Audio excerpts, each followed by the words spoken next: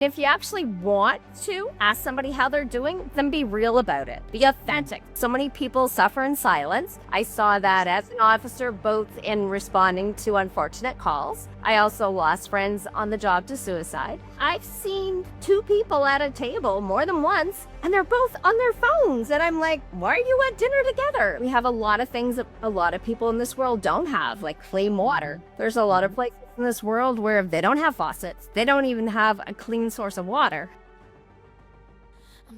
Welcome to Done Pretending, the podcast where healing meets authentic living. I am your host, Susan Houston, storyteller, mentor, and believer in the power of truth to set us free. This is your sanctuary for the soul, a safe space where we peel back the layers of judgment and fear to uncover the beauty of living real. Each week, you'll hear stories of courage, resilience, and transformation that remind you it's never too late to become who you were created to be. Welcome back to Done Pretending. I'm Susan, and I want to, right up front, just remind you, if you really like our podcast, please follow it. Please subscribe and share it with your friends, because we share important information to help us in our everyday lives. Today, I am thrilled to talk to Tammy Ward. Tammy, I have recently met and just connected with. She's phenomenal. She served 24 years in the Royal Canadian Mounted Police. Talk about stories. And she has worked across Canada in major crime, domestic violence, community relations. And today what she does is she brings those experiences that she had to the stage. And she talks a lot about moving from silence to dialogue and blends honesty with practical tools. I'm so excited to have you here, Tammy. Welcome. Thank you so much. This is going to be fun. I mean, the first time that we got to speak, it was like, oh my gosh, we've been on like Zoom. We were like 2 hours, I think. And it was just supposed to be like this little meet and greet. But yeah. You know how it is when you just automatically connect with someone. We've never met in person, not yet, but we are just kindred spirits. Definitely. Tell a little bit about your background and what you're doing now. Well, as you said, I serve with the Royal Canadian Mounted Police. So that is like the American FBI. But we also do not only all of the federal statutes and policing, we also handle municipal and provincial contracts. So you could work federally in a section, or as in one of the places I was in Nunavut, which is one of the northern communities. It's a territory in Canada.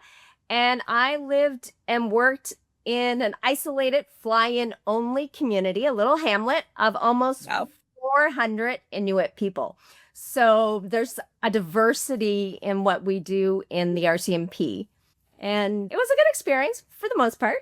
Like I told you before, I've got great stories that will make you laugh, and I got ones that will break your heart. But I think every police officer does. Yeah, absolutely. Well, I love how you've taken those, though. And like one of the things that you say is it's okay to not be okay.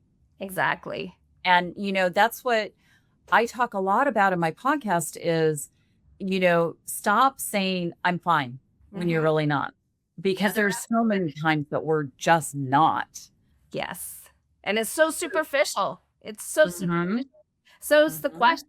And one of my keynotes is called The Other F Word, exactly for that reason, because it's no more of a pleasantry than just merely saying hello. And if you're going to be walking through a doorway, you don't have time to talk to somebody, you don't even make eye contact. Why are you asking, how are you, when you really don't care? You don't have time. And it's just so bizarre now. Like, it doesn't mean anything. So, like, say hi and keep going, because that's all you're doing. And if you actually want to ask somebody how they're doing, then be real about it. Be authentic. Stop, look at them and say, how are you doing? And then I'm fine. And then look at them and go, no, seriously, how are you doing? Yeah. Or ask a question like, I know that you've been going through a lot, or your child has been sick. How is your boy doing? How is your girl doing? Like, open the door to a real conversation Not a simple yes, no, convenient question that makes it comfortable for both people. And that's what I talk about. I call them brave conversations. And, let's be real. Let's start talking because so many people suffer in silence. I saw Yes. that as an officer, both in responding to unfortunate calls. I also lost friends on the job to suicide. Mm. And that needs to change because there is help available. And I think a lot of it is just people stay silent for so long that that overwhelm becomes too much. And if we can start talking sooner. Yeah. Do you have any thoughts about what has made us become so silent as a society? Because really it is, when you take the time to ask them truly, like, no, really, how are you?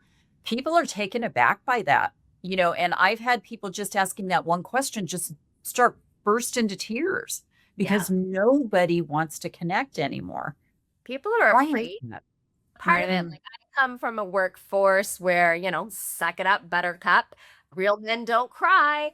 If you get emotional, then you're weak. Like, and that's not just in policing, but it's very dominant. It's a male dominated force. And being a woman means showing emotion is definitely a weakness, whereas showing emotion as a man makes you a kind soul. She's just being having her monthly whatever, Oh right? my gosh, I've heard that. I have heard that. Uh-huh. Um, but I think it's also like, let's blame COVID. So many people were in Mm. isolation. People weren't talking.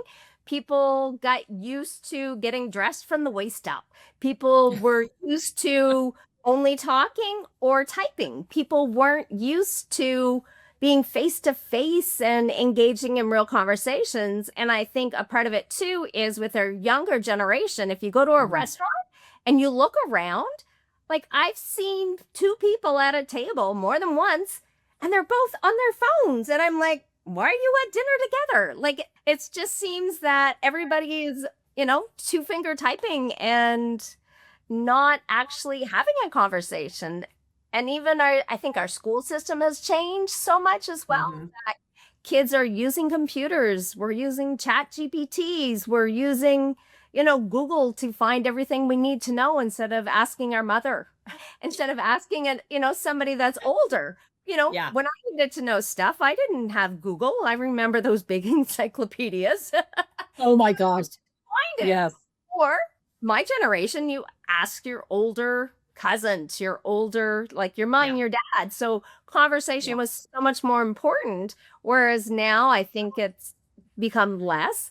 And then society has changed too, because when I grew up, my mom was at home Mhm. until we were older. Whereas now there's many more single parent families. Yeah. There's many families that both parents need to work, not because they don't want to be home and take care of their kids. It's that financially they can't. And as we can go on Mhm. forever about the economies, that it takes a lot now just to scrape by for a lot of people and the pressures and everything else. And I think communication just keeps taking a back seat. And Yeah, we I think you're right. Oh my gosh. And, the communication and learning to trust yourself to be real is something that I talk about a lot because you get out of the habit of it, it gets ingrained in you, and you almost, I know for me personally, that's why my podcast is called Dumb Pretending. I performed for a lot Mhm. of years. I met everybody else's needs and acted the way I thought everyone thought or what I thought everyone needed or wanted to see instead of just being the real me. Yeah. I find, especially women, moms, they take care of kids first. They take care of family first. They take care of job. They take care of, and by the time they've taken care of everything, there's nothing left for themselves. And a lot of Wow. men, they have that bravado as well that I need to take care of my Mhm. family, so I work hard. I need to work extra hours. I need to do this. I need to do that. And it's not that they're lack of kindness towards family. It's just their instinct is to take care of. And Mhm. taking care of and having an emotional conversation are different. And a lot of men come from families and backgrounds where the men are the breadwinners. That's how our older generation grew up, and the women were the ones who tended to family and the emotions and all that. And Mhm. it's changing, and I don't think everyone really knows what role they have, if that's a great way of putting it. And I It do is. think that it's a specific role. Like, you don't have to be a woman to have emotions. You don't Right. need to be a man to take care of a family. Everybody. Well, and it's a hybrid now, for two-parent families, you're right. And you need to share that. You need to share the responsibility of the kids because, in olden times, I'll say that, it was the woman who took care of the kids Hmm. and cooked and cleaned, and then the husband went out and earned all the money. But now it really has to be a hybrid. Oh, gotcha. I don't know how many families, like, I'm sure there's a lot of women, especially when the babes are young, who would love Mhm. to be home. But financially, you still need to have food on the table. You still need to pay your rent or your mortgage. Like, it's not a luxury for a lot of people to have a stay-at-home option. Like, I had one friend who actually did it because she and her husband sat down and worked out the math. She went back to work after her first child, but after Mhm. her second child, they sat down and did the math. And like she said, when you cost in the extra car, the driving, the parking, the clothing, the cost of two children in daycare, she said for a couple of $100 a month, I'd rather raise my own children. So she stepped back from the Wow. work for 5 years until her youngest was in school. And then she went back to work. But that was something that they chose to do. They did the math on it. Eating out and the extras were just off the table. But that was a Yeah. choice that they made as a family unit, she and her husband. Interesting. Yeah.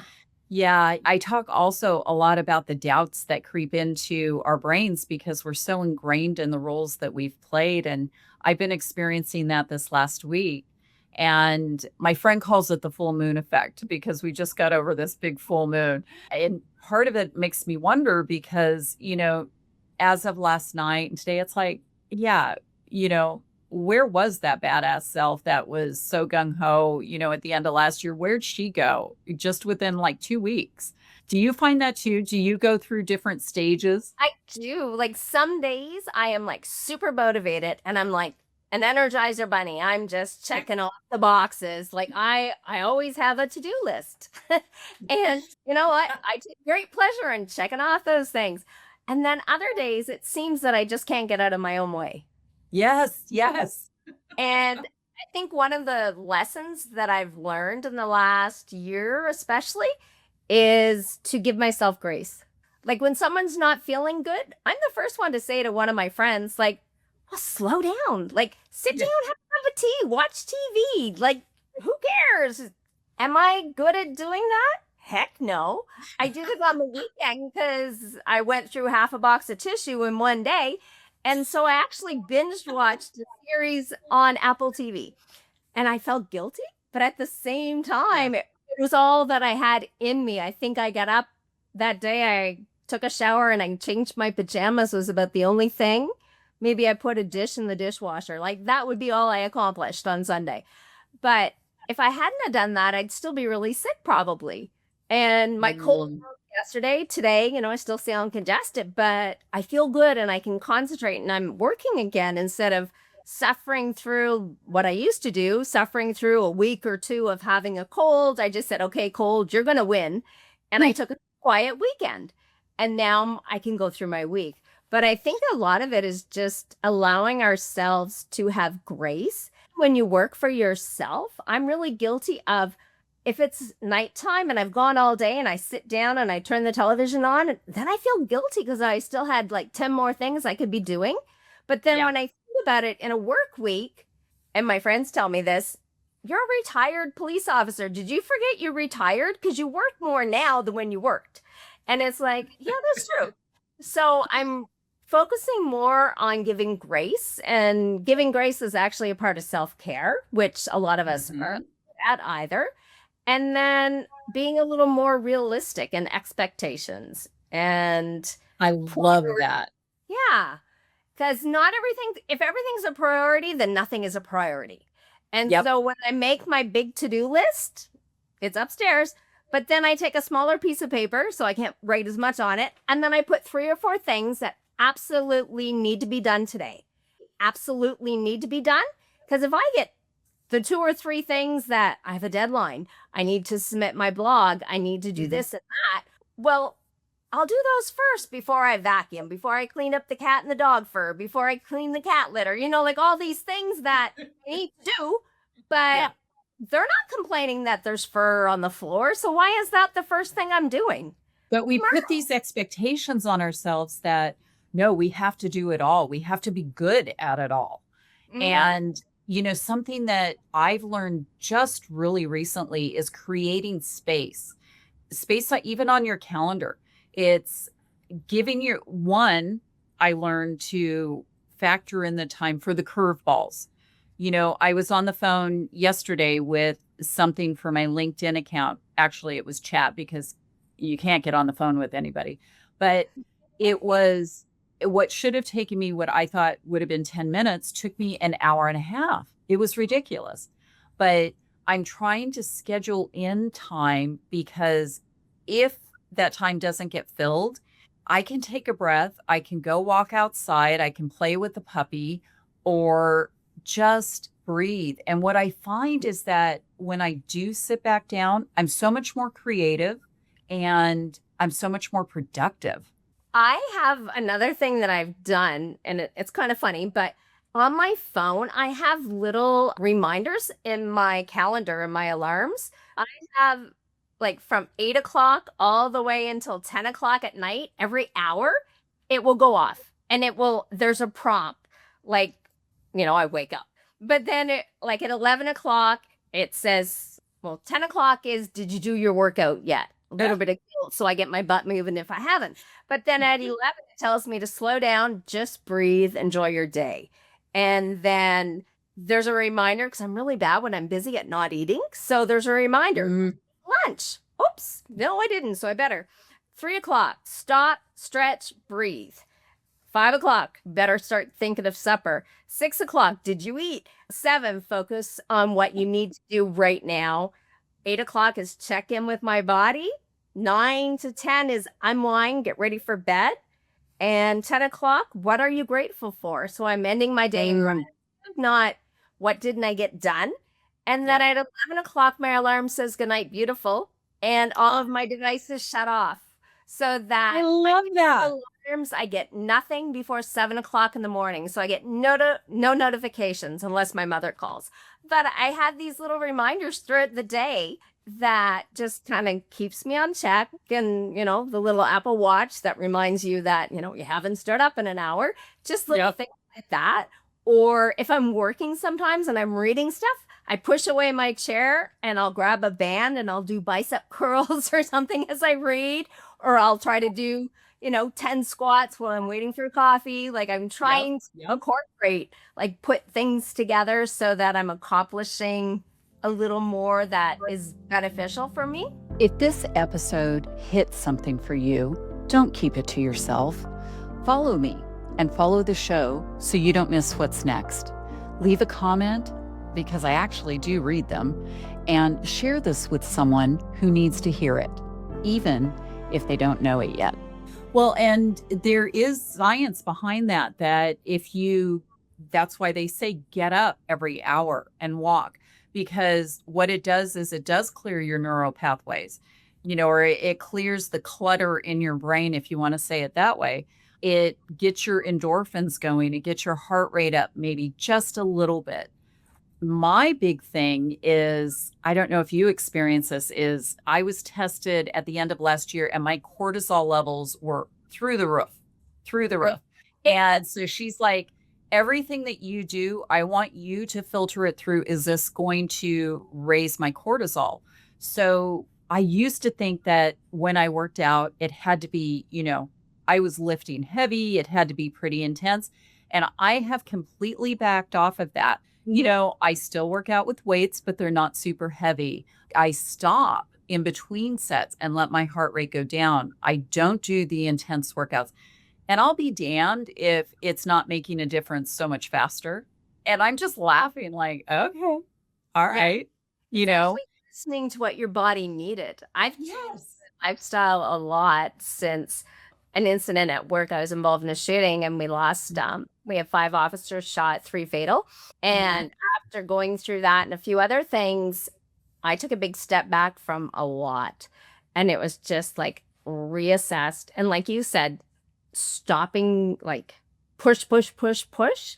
I do yoga every day, but instead of doing the sweaty, the I can, stand on my head stuff, I do Yep. a lot of gentle yoga. Like I do a lot of yin. And even now, like if I want to watch a program on TV, it's like I can watch it if I get my yoga mat and I just do some gentle stretches while I watch the program so that I'm not just sitting on my bum. At least Yep. I'm doing Yep. something for my body and really for my head. Yes. There's so much behind it. I love what you said. You end your day with gratitude. So that's something that I've been incorporating for about a year now. And it really does change the way that I'm able to relax Mhm. because you're right. I'm not thinking of everything I have to do tomorrow. I'm not thinking of everything I didn't get done. I'm just enjoying what happened today, the little Exactly. things. And sometimes for me, like you can have a crap day and Yeah. I crawl in bed and I'm grateful that I have a big king size bed Yep. and I have comfy and I'm warm and my kitten, oh, he's not a kitten, he's a fat cat, but he sleeps on my knee. My dog is always beside my bed. Like I'm grateful for that. Had a crap day where nothing went right. At least when I crawl in that bed at night, I'm very grateful that I have that because there's people that don't. There's people that Right. don't have a roof over their heads. So I'm grateful for all that I've been blessed with. And I think sometimes, it's really easy to look at all the things that don't have, but dial it back and then just realize how fortunate we are with what we have, whatever that may be. And I had read something a while back, and that's what it was is that so many people are unhappy Mm. because they always want more. And if you just step back and look at how much I have, especially, living in Canada and the US, we're very blessed. We have a lot of things that a lot of people in this world don't have, like clean water. Mhm. That's a very basic need that most people don't even think about. If I'm We take thirsty, it for granted. I can go Mhm. to the kitchen and turn a faucet on. There's a lot of Mhm. places in this world where they don't have faucets. They don't even have a clean source of water. So, just dial it back and look at how blessed you are or how, lucky, whatever the word you want to use, that you are and find, be happy with what you have. And when we're happy with whatever it is we're going to be a whole lot happier than always thinking that, you know, my car isn't expensive enough or my clothes aren't expensive or enough or I need a new outfit. We don't. Mostly No. not. It's Yeah. just like look at what you have, be thankful and carry on.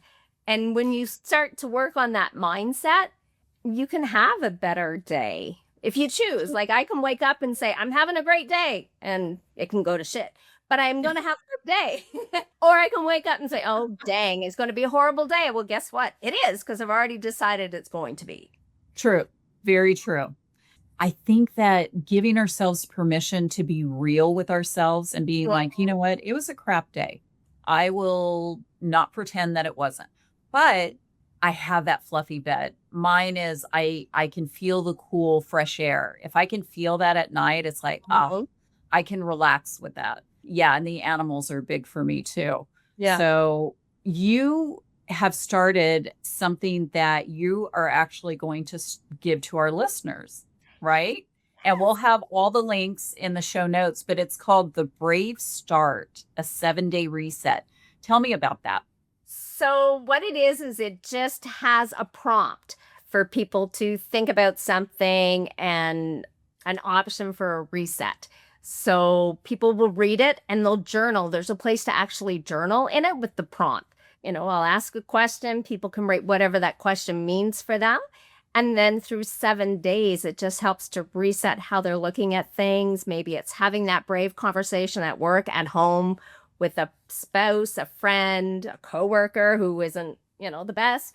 So there's different prompts that are going to help people think about things. And I find we think about stuff, but we don't put it down. So when I Yeah. created it, it's actually a little booklet that you can print it. So it's 7 days and there's a little message in it, and people can actually use it as a journal prompt or whatever they would like if they print it off completely. And it's just to get us thinking outside the box and just kind of reset our framework and, look at the humanity of us and others. I love that, Tammy. I think that it's so important for us to do that every once in a while, too. I've been listening to some teachings, and one of the things today's prompt was actually similar. It was, what belief do you hold that maybe is negative? Like, things never work out for me, or I never have enough time. And what the prompt was is, let's reframe that to something that is going to work out. Like, I will have enough time to get the things done that I need to, or, things that always end up working out for me. Just something simple. But he says, to do that every day for about 5 minutes. And it really does change your brain, and it's changing your energy. It's changing what you're attracting, because one of the things that I've learned is if you believe it, then you really start noticing all the opportunities that are out there for you. When you are convinced that things aren't going to work out or you're going to have a horrible day, that's what you notice. All the things that go wrong instead of all the things that go right. It's kind of like, I bought a Subaru last year. So now I see Subarus all over the place, right? And before that, did I ever notice them? No. No. Love my car. I need a car that can go on dirt and Yeah. have fun with. So Be useful. Yeah. yes. It's like, and I'm not sure if it was a Mel Robbins podcast or a different one that I listened to, because that's what in my car, I don't listen to the radio stations. I normally listen to a podcast or an Audible, and a lot of it, just to keep my brain working. Also, Yep. I try to limit the amount of negativity I allow in my lifetime. And again, that resulted after the shooting. I just needed to have less noise, less listening to horrible things happening, because I was already dealing with my own. So I was like, okay, I need to disconnect from certain things. And now I never listen or watch the news, like on purpose. People, I stopped doing that whenever in the US, whenever not the last election, but even the one before that, I was so disgusted by the amount of just political jargon and non-truth and the negativity that I just stopped watching the news. Yeah. And I can't say that I've missed a whole lot, but yeah, you're right. It's about, I do that too in the car. I'm going on about a 6-hour drive here in a couple of days, and I can't wait. I love to drive by myself because I can turn on what I want to listen to, whether it be the podcasts or a book or something like that. And it gives you time to just pause and really absorb it instead of trying to rush and, oh, I need to listen to this because I need to learn this. And what I find is that stuff I remember so much more than if I'm I've been doing a lot of research recently. And man, when I try and fit that into a schedule, it is not absorbing. Mm-hmm. So when you can relax, then you want to listen, and then you're actually able to listen. It's instead of multitasking and, I can do 4 things at a time. Well, you can, but you're not doing anything well. I can walk. That is the key. I think, especially women, we just multitask like crazy. And it's taken me a long time to realize that, you don't do it all well. You really, if you just take a step back, you can really make strides. And as one of my mentors says, move the needle when you just concentrate on one thing instead of trying to do everything at the same time. Mm-hmm. Exactly. It's all about being present in the moment. Yes. Like there's certain things that I will pair. I hate washing dishes, for example. I don't have anyone else in the house to wash a dish. I will call my mom, and I will talk to the phone for half an hour while I wash and clean my kitchen. Or I'm a vegetarian, so I cut a lot of veggies up. Takes me a long time to make certain things. I'll make a phone call to my mom or my auntie or somebody, because I can carry on a nice conversation and catch up with them while I'm cutting a vegetable. I just gotta not cut my fingers. So because I do want to stay connected to people that are important to me, but sometimes it's hard to find the time. So I'll multitask and do something I love, talking to my mom, with something that I don't need to use a lot of brain waves to wash dishes.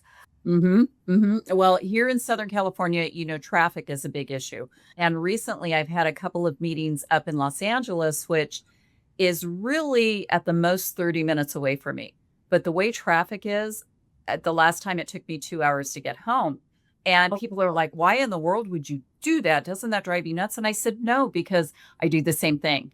Who can I call?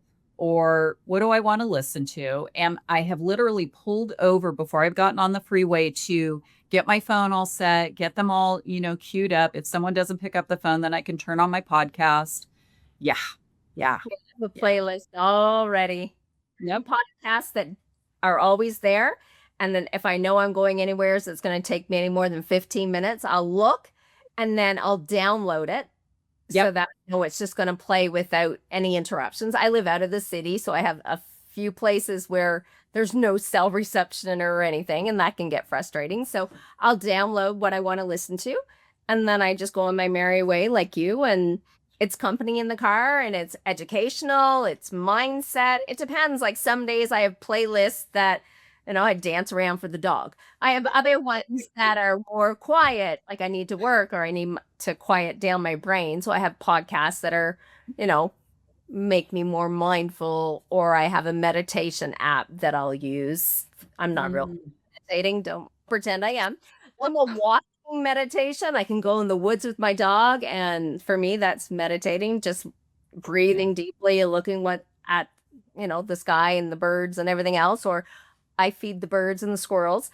Yeah, I can sit and I can watch them for 5-10 minutes. And you want to talk about just lowers your heart rate. It does the exact same thing as because for me, sitting and is like, oh, my back hurts. Oh, I got a million things to do. Like I've been doing yoga for over 30 years and I still can't sit still for 5 minutes. Yeah. So yeah. There's ways of making it work. And it's just finding something that works for you, that brings you joy, that helps to settle you, that helps to lift your spirit, and just finding whatever that one thing is, and then, following it. Yep. I agree, Tammy. Okay, so we are going to get that download, which is the Brave Start. I love the name of that. Thank you. I talk a lot about that, about us being brave enough to be real. So that is just perfect. I know you do a lot of speaking and things like that. How can people get a hold of you? Online, I'm on all social platforms. LinkedIn is Tammy Ward or Tammy Ward Speaks. My website is Tammy Ward Speaks. My email is Tammy@Tammy Ward Speaks. It's all like super easy. Why the name? Because I talk so much. It just made sense. And I was trying to come up with a logo and a name and everything else. And it's just, why not just be me? Is where that came from. Like, I don't need to call myself something else. My name is Tammy Ward and I talk. So that's where it came from. Well, it's perfect. And your website's gorgeous, by the way. Thank you. And my lead line is Brave Conversations. And my monthly newsletter is called The Brave Minute, where it has a tip for starting a brave conversation every month.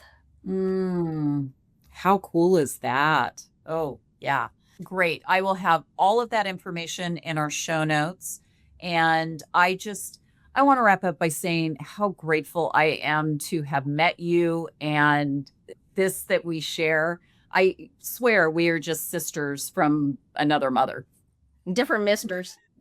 You're awesome. Well, thank you so much. And you guys, listeners, please share this. Be sure and follow us. Share this with someone who needs to hear it, or even just a friend. There's so many times that we don't know everything that our friends or the people that we're around, we don't know what they're going through. And maybe this is something that will just really speak to them and help them in that moment. So thank you again, and I will see you all soon.